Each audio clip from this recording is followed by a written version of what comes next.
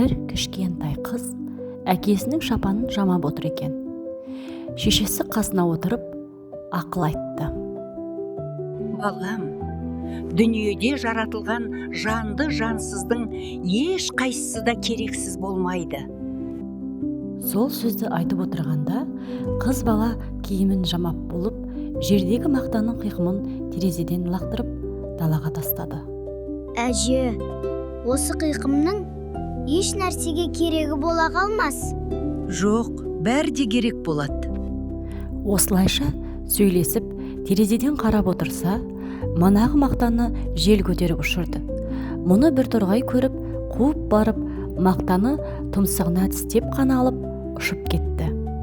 Қыз әжесіне: Манағы мақтаның қиқымын бір торғай алып кетті, оны не қылады? Көрдің бе балам, күн айналмай манаға айтқан сөздің келгенін. Мына ақ мамықтарды көрдің бе?